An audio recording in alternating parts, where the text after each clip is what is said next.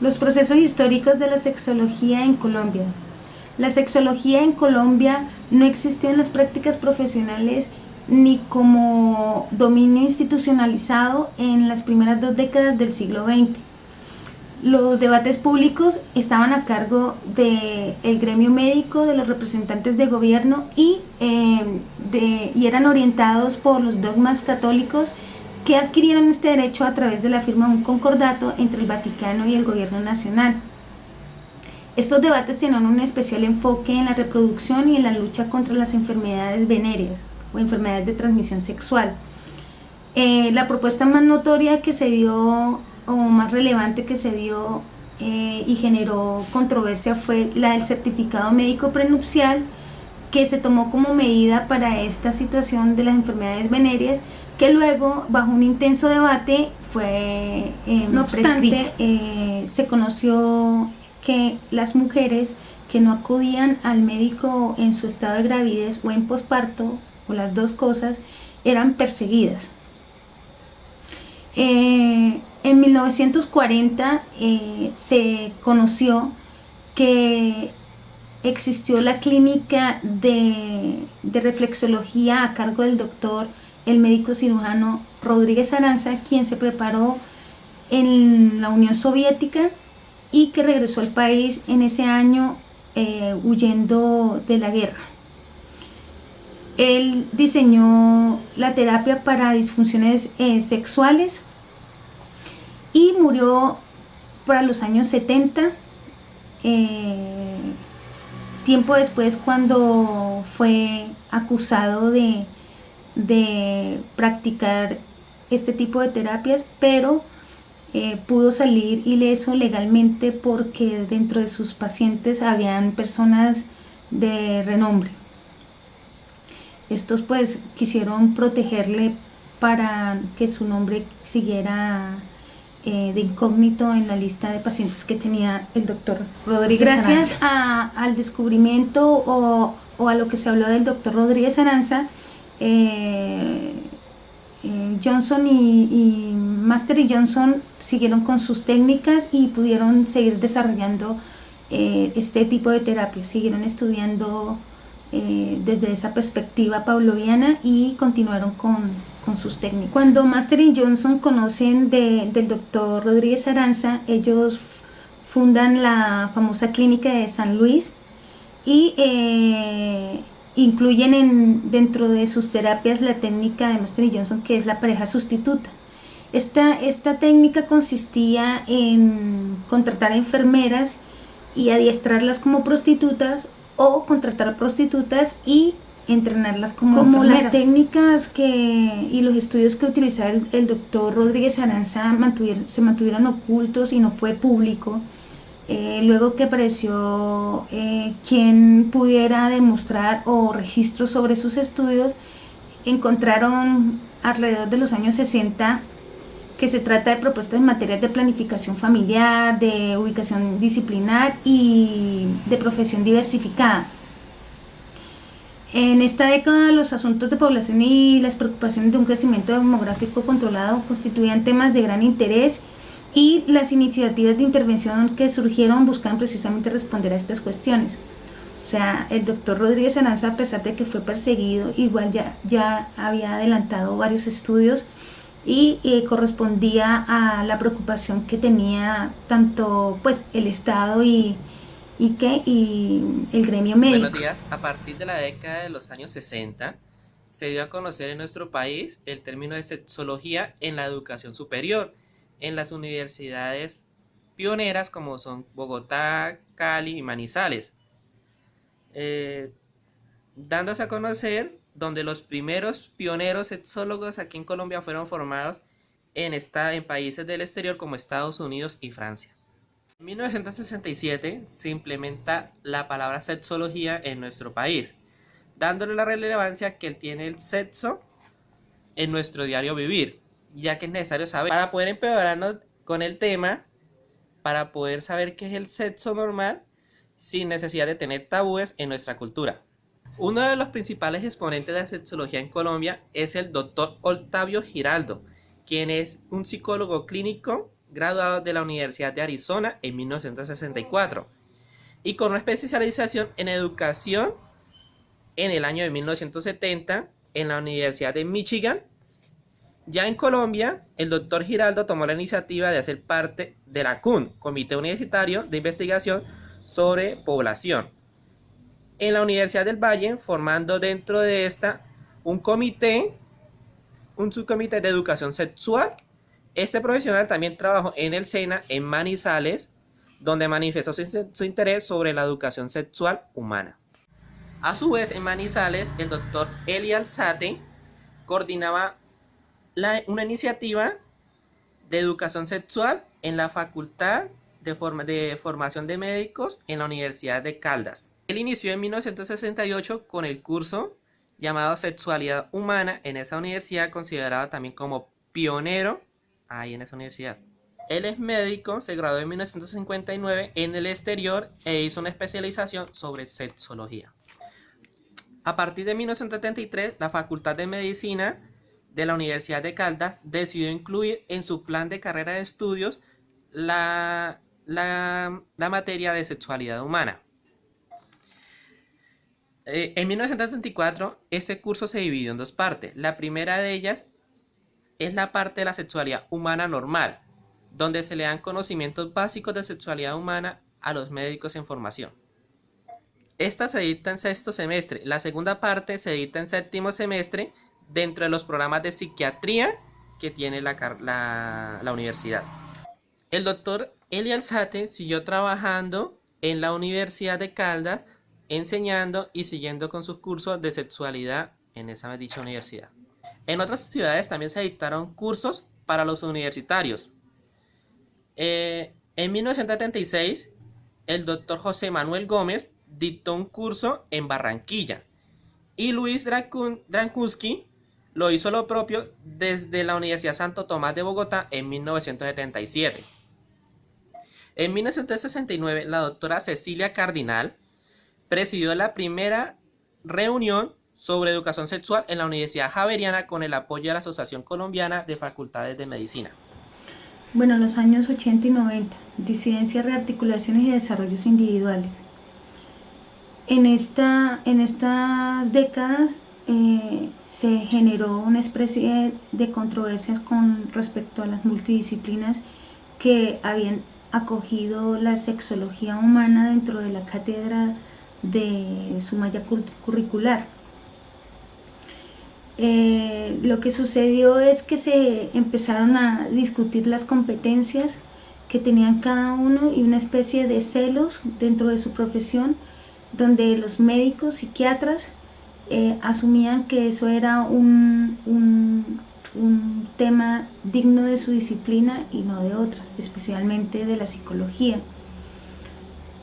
¿Por qué? Porque cuando se creó esa asociación se estaba generando un enfoque psicológico donde ellos se creían o sentían que quedaban por fuera de esa competencia, y se empezaron a generar diferentes situaciones en términos de que se replantearon y reestructuraron con unas nuevas asociaciones y de allí les voy a contar. Okay, como dice el texto, dice que otras trayectorias profesionales dan cuenta de los diseños que se presentaban en la época dentro de la Sociedad Colombiana de Sexología y que terminaron con la desvinculación de varios de sus miembros, al mismo tiempo que posibilitaron la creación de nuevos lazos y propuestas de trabajo conjunto.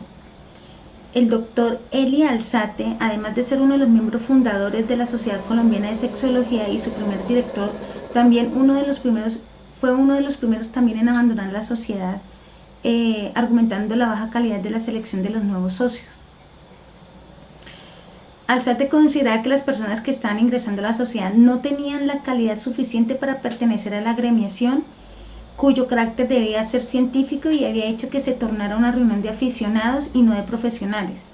Poco tiempo después, también Alonso Acuña, según lo narra en una entrevista, abandonó esta agremiación dando argumentos similares a los de su colega. Él consideraba que la sociedad había perdido su carácter científico, abriendo demasiado espacio a los reclamos de grupos minoritarios. A la dimisión de Acuña se sumó la del Cecilia Cardinal de Martín, de la que desconocemos las causas o argumentos ofrecidos. La renuncia de estos profesionales disminuyó la participación de médicos en la sociedad e hizo más visible su conformación por psicólogos.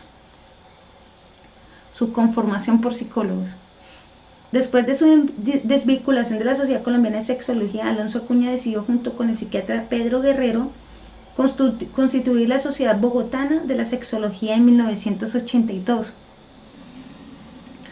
Su objetivo fue fortalecer el ejercicio de la sexología como una profesión médica y nació en parte como una respuesta al carácter más psicológico de la Sociedad Colombiana de Sexología. Ahí es donde se demuestra la controversia y como esos celos profesionales y creo que según lo que especifican ahí, ellos asumían que quizás la psicología no era científica y le quitaban mérito y competencias para pertenecer a dicha asociación. Bueno, pero esto dio origen a que también la Asociación Bogotana desapareció pocos años más tarde, en 1986, o sea, esa asociación no duró mucho. Según sus miembros, debido a problemas administrativos y solo hasta la década del 90 se realizó un nuevo intento de agremiación, esta vez creado en 1999 en sección de sexología y reproducción dentro de la Sociedad Colombiana de Urología.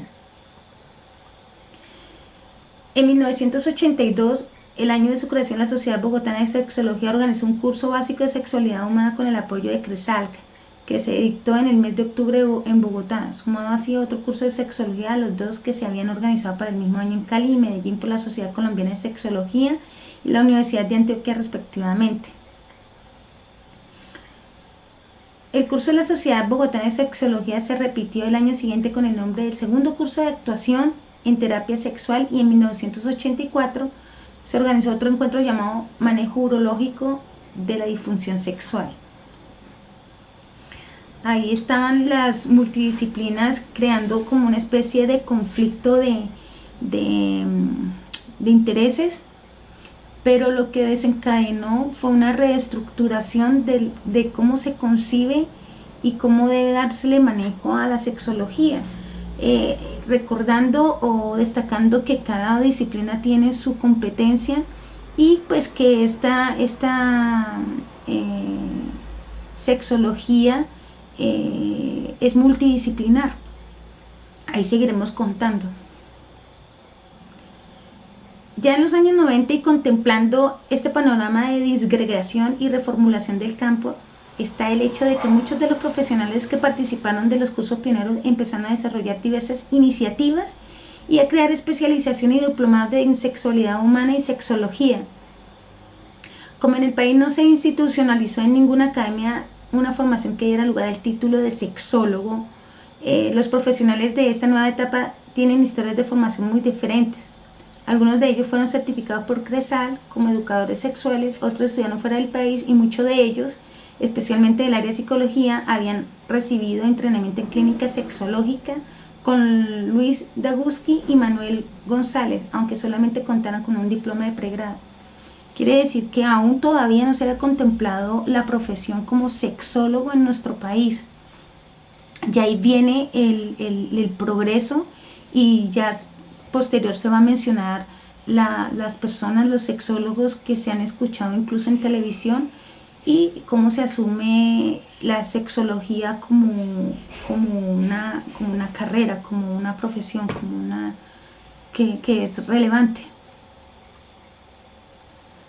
Bueno, la crisis de la sociedad sumada a estas separaciones y reacomodaciones en el campo dieron lugar a la multiplicidad de formas de funcionamiento de la práctica sexológica que se relacionan más a iniciativas localizadas muy diversas que a una asociación unificadora del quehacer y sus definiciones.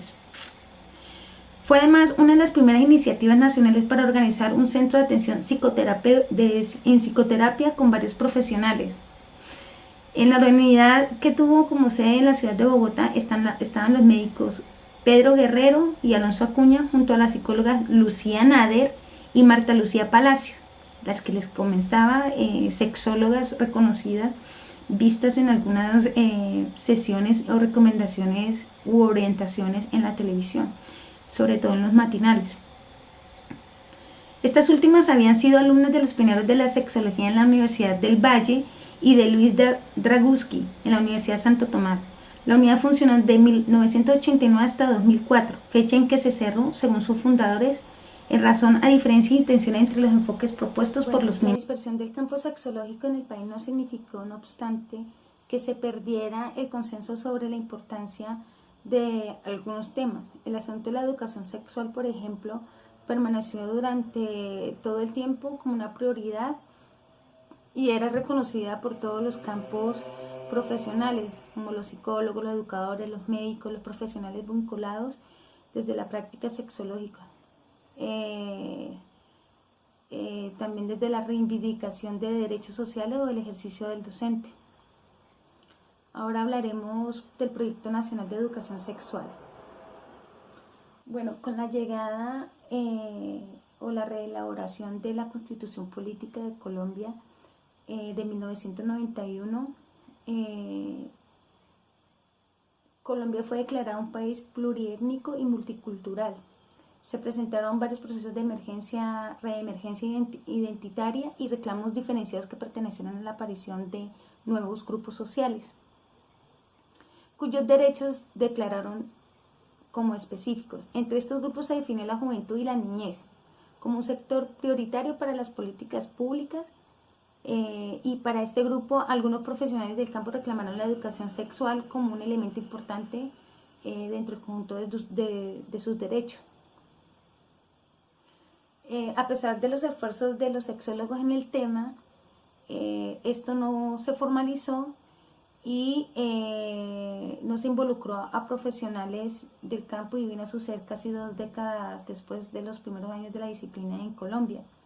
Curiosamente, el evento que algunos profesionales del campo reconocen como el detonador para el Proyecto Nacional de Educación Sexual sucedió en la cotidianidad de una escuela en donde una profesora se atrevió a hablar sobre sexualidad y esta fue expulsada. Entonces se abrió un proceso jurídico cuyo fallo resultante determinó la instauración de la educación sexual a nivel nacional. Aquí habla de uno de los profesionales dedicado intensamente al tema de la educación sexual en Colombia, que ha sido Pedro Guerrero. Este médico psiquiatra es un personaje central en el tejido en el que está involucrado el Proyecto Nacional de Educación Sexual. Esto es debido a su intervención pedagógica.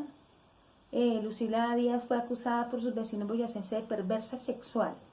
O sea, este es el caso de la señora o de la profesora en esa escuela que fue juzgada por hablar de sexualidad. La queja de los campesinos fue acogida por las autoridades educativas del departamento de Boyacá y ratificada por la instancia pertinente del Ministerio de Educación Nacional.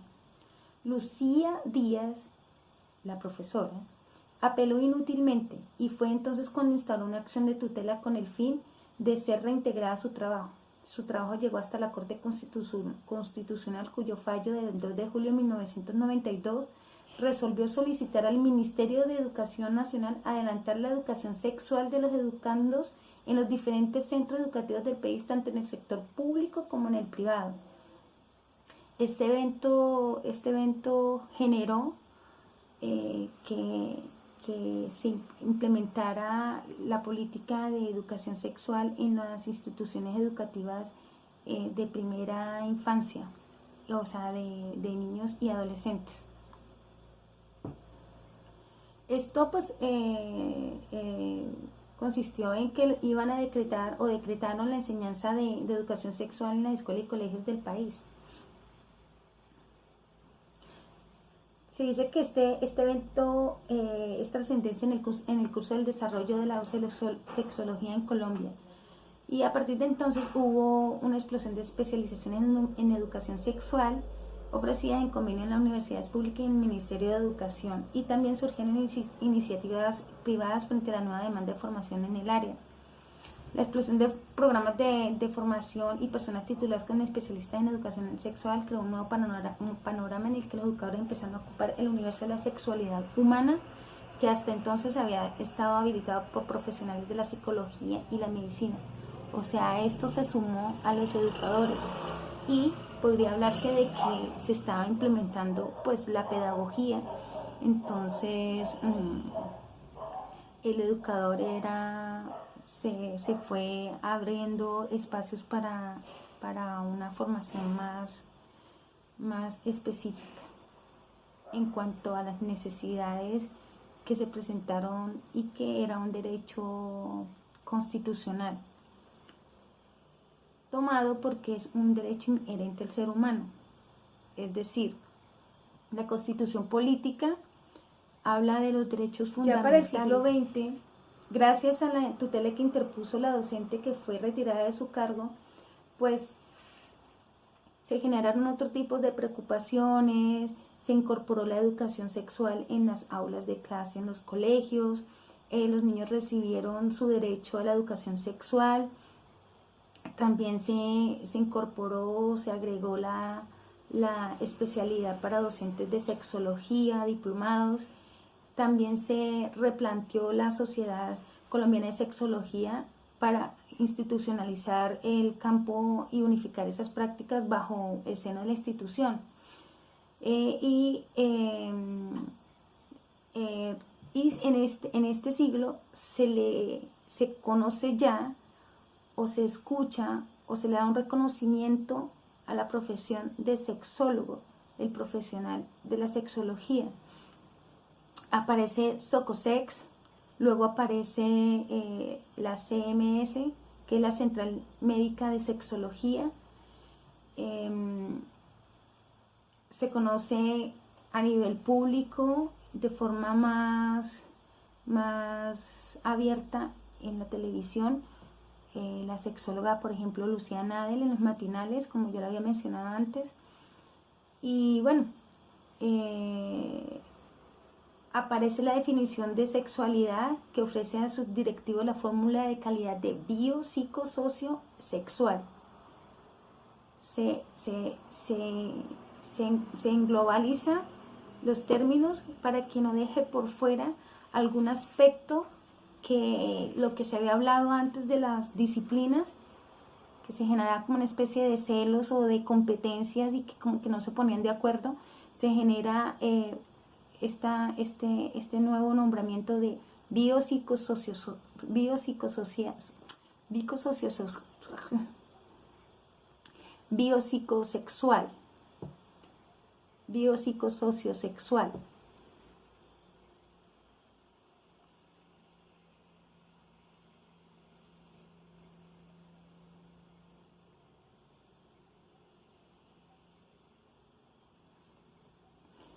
Siendo así, aparece de nuevo, 1, 2, 3, retomando,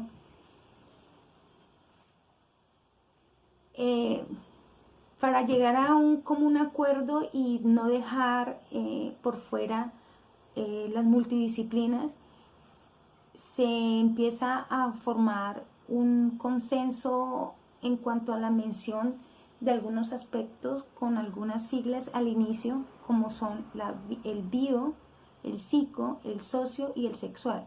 Biopsicosociosexual. Entonces genera la necesidad de las multidisciplinas en la educación sexual y que una depende de la otra y que van en paralelo con un diagnóstico y con el tratamiento, que se debe, por ejemplo, descartar la parte orgánica y pasar a la parte psicológica y la parte contextual, biológica, social, cultural. Entonces, esta terminología logra hacer una reconciliación entre esas disciplinas. Esto es lo que nos presenta el siglo XX en cuanto a la sexología en Colombia. En una consulta en mayo del 2013 la institución aparece ya registrada, hablamos de la WAS, como organización miembro, pero su registro es de una organización española no colombiana. Dentro de este panorama encontramos nuevas formas de tensión y disenso en el campo de la sexología. Estas ya no se expresan solamente entre profesionales de diferentes áreas en disputa, por la potestad de la intervención sobre la sexualidad, sino entre profesionales del área médica que manifiestan desacuerdos sobre las orientaciones, las maneras, los énfasis y las alianzas de los actores del campo.